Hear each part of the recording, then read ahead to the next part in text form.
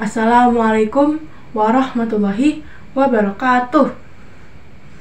Yang saya hormati Bapak Ibu Dewan Juri dan hadirin yang berbahagia.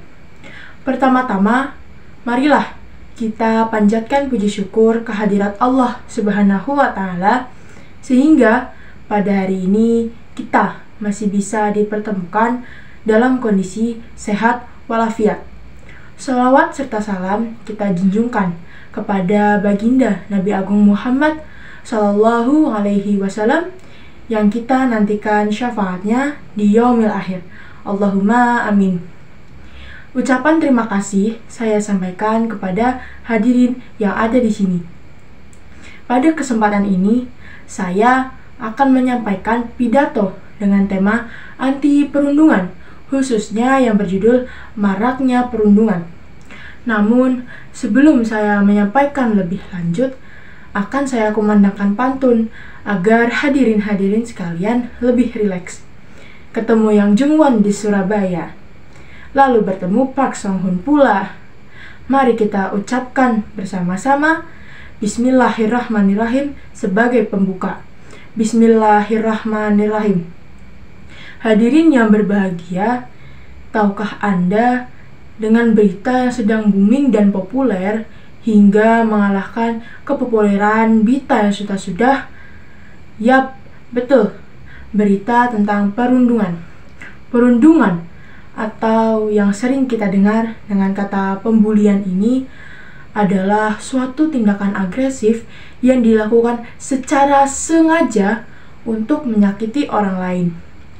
Perundungan ini adalah tindakan agresif dan bersifat berulang yang dilakukan oleh individu terhadap individu atau kelompok terhadap individu. Tindakan ini tidak dapat ditoleran ataupun dinormalisasikan, apalagi dianggap hal sepele layaknya debu yang berterbangan. Jika hal ini dianggap sepele dan biasa, wah, ini akan menimbulkan rasa keuntungan yang luar biasa bagi pelaku. Mengapa pelaku merasa diuntungkan? Karena si pelaku akan menganggap dirinya seakan-akan menang dan akan menimbulkan pelaku melakukan hal yang sama berulang kali.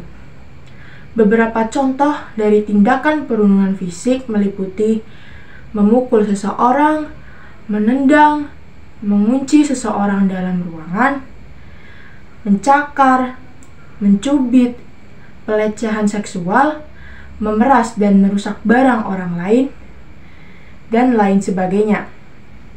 Selain perundungan fisik, ternyata masih ada perundungan verbal dan perundungan tak langsung. Contoh dari tindakan perundungan verbal meliputi menyoraki, menyindir, mengolok-olok, menghina, dan mengancam. Dan yang terakhir, ada perundungan tak langsung. Contoh dari tindakan ini meliputi memanipulasi persahabatan hingga retak, mendiamkan seseorang hingga merasa dipojokkan, dan menghancurkan diri seseorang. Seperti kejadian yang menimpa anak SD berusia 8 tahun yang bola matanya ditusuk oleh kakak kelasnya. Ini sungguh mengerikan. Bahkan pemeriksaan dokter menyatakan bahwa sang anak mengalami kebutaan pada mata kanan karena adanya kerusakan syaraf hingga mengakibatkan kebutaan permanen. Ngomong-ngomong, Anda tahu nggak sih bahwa dalam syariat Islam merundung dilarang karena dapat menimbulkan kemudaratan antar sesama umat manusia yang membawa dampak negatif bagi kehidupan.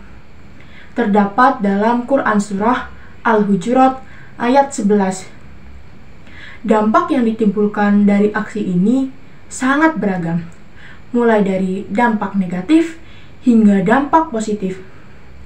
Dampak negatifnya bisa memicu timbulnya masalah emosi korban maupun pelaku, seperti memicu timbulnya gangguan emosi, masalah mental, insomnia, penurunan prestasi, dan lain sebagainya. Dan untuk dampak positifnya, korban terpacu untuk berprestasi, menjadi lebih baik, serta berhati-hati dalam perbuatan juga ucapan. Tindakan perundungan tidak bisa terus-terusan didiamkan, harus ada yang menyikapi dan menindaklanjuti. Bagaimana sih cara menyikapi aksi perundungan? Cara menyikapi aksi perundungan ini ada 11 cara. Yang pertama, tanggapilah kejadian itu dengan serius.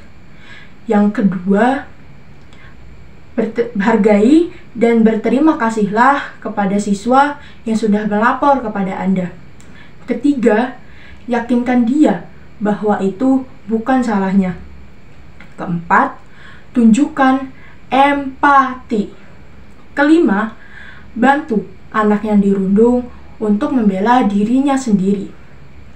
Keenam, tanyakan kepada anak tentang apa yang dilakukan agar dia merasa aman.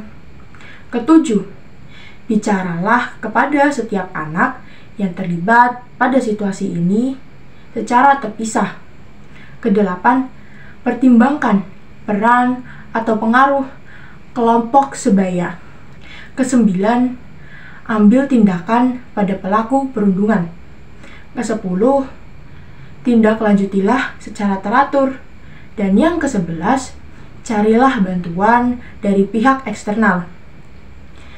Namun, apakah Anda tahu, dari balik aksi perundungan ini terdapat hikmah di dalamnya? Terdapat hikmah di balik aksi perundungan ini. Kita dapat mengambil hikmahnya dengan cara sebagai sesama umat manusia, kita harus saling menghormati dan menghargai orang lain. Selain itu, lupakanlah masa lalu dan fokus kepada masa yang akan datang dengan cara terus berjuang agar menjadi manusia yang lebih baik dari hari kemarin. Hadirin yang berbahagia, dari isi pidato yang berjudul Maraknya Perundungan tadi, dapat kita simpulkan bahwa merundung seseorang bukanlah hal yang keren. Pikirkanlah dampaknya, lalu berhentilah. Mari kita bersama-sama menghentikan aksi ini dengan harapan terbentuknya lingkungan pelajar yang harmonis. Saya sebagai pelajar tidak menyarankan agar melakukan perundungan antar sesama teman atau pelajar. Jaga dan eratkanlah silaturahmi antar sesama. Sekian dari saya. Mohon maaf jika ada kesalahan atau kekhilafan dalam berpidato. Semoga apa yang saya sampaikan berguna bagi hadirin sekalian. Wabillahi taufiq wal hidayah. Wassalamualaikum warahmatullahi wabarakatuh. Sitahi makan bakwan. Thank you everyone.